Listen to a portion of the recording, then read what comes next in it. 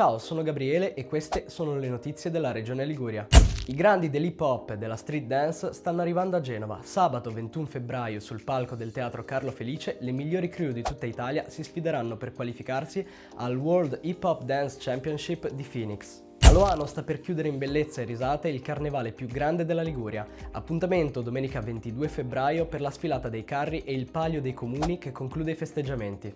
Per tutto il weekend e fino al 24 febbraio a Palazzo della Meridiana torna Genova Antiquaria, la mostra di alto antiquariato. Un'occasione per appassionati d'arte e collezionisti di ammirare capolavori senza tempo, firmati dai maestri liguri e internazionali. Il filosofo e scrittore Simone Regazzoni rivela un Platone inedito nello spettacolo con musica dal vivo La palestra di Platone, filosofia come allenamento. Appuntamento domenica 22 febbraio al Teatro Sociale di Camogli. Si scia ancora in Val d'Aveto, impianti e rifugi aperti nel weekend per chi ama godersi la montagna e la neve a due passi dal mare. Rimanete aggiornati sui nostri canali social.